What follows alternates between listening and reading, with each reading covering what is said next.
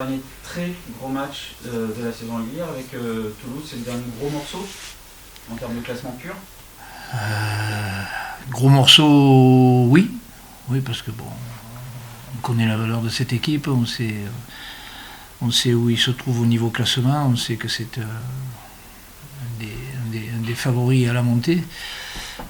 Maintenant, c'est pas le dernier. Il y en aura deux autres derrière qui seront à bien gérer aussi. Donc, mais c'est vrai que sur la série qu'on vient de faire, ouais, c'est le dernier gros morceau.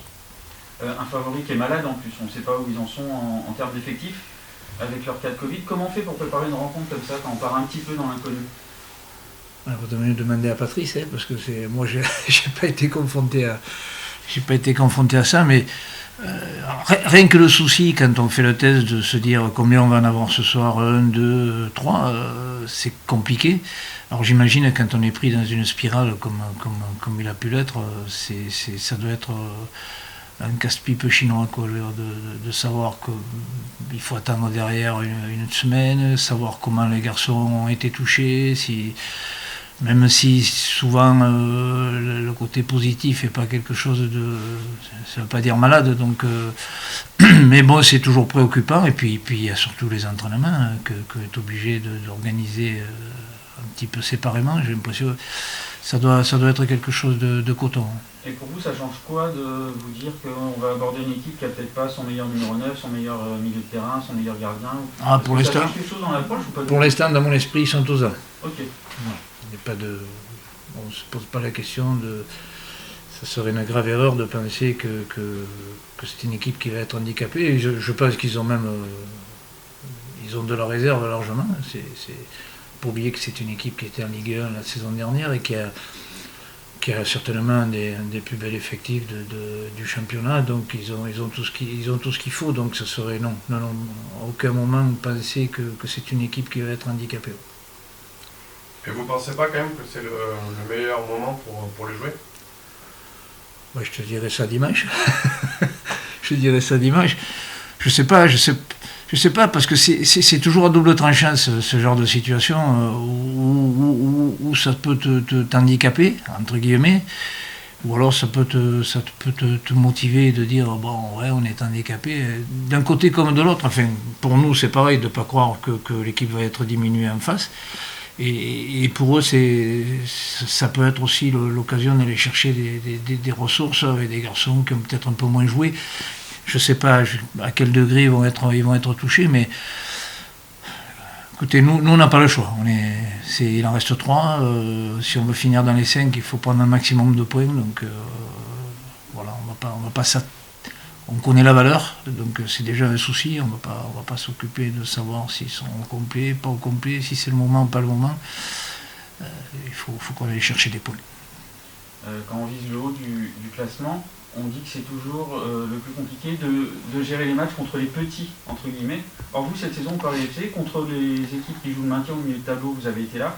Contre le top 6, ça a été plus compliqué.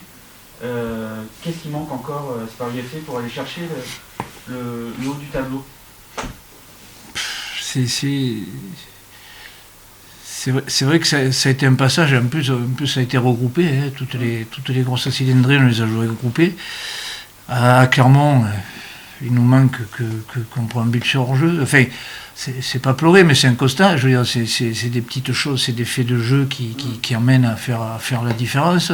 À 3, on nous refuse un but égalisateur magnifique d'Ali. Clermont ici, rebelote. Qu'est-ce que j'oublie? Il ne nous manquerait pas grand-chose pour être un peu plus haut. Malgré ça, je trouve qu'on fait une belle saison. Les garçons donnent beaucoup. On n'était pas programmé non plus pour être là. Maintenant, on y a goûté un petit peu, donc c'est vrai qu'on aimerait bien sur les 3 derniers matchs faire le nécessaire pour goûter au barrage, et même si c'est pas simple, même si c'est pas facile, ça serait bien, et ce serait une belle récompense de pouvoir y accéder. Que pensez-vous de la saison de Toulouse? Parce que vous avez un peu suivi Oui, on est obligé de suivre. Hein.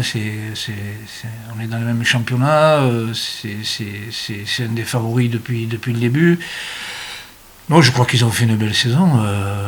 Elle n'est pas finie, mais bon, c'est une équipe qui est peut-être un petit peu rajeunie aussi en début de saison. Enfin, c'est une équipe qui a été efficace, qui a été présente dans les moments opportuns, je veux dire, sur des matchs importants.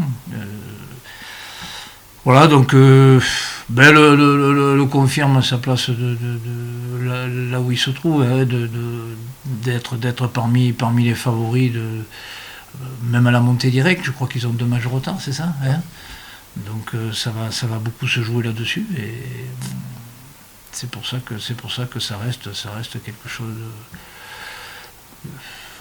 Ils avaient fait de bonnes recrues. Je ne sais pas s'ils étaient là auparavant, les deux, Van Bomen ils sont arrivés.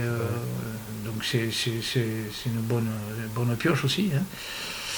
Voilà, donc c'est une équipe qui a pas beaucoup de failles. Ils ont de jeunes joueurs de talent aussi. Donc c'est du costaud, quoi.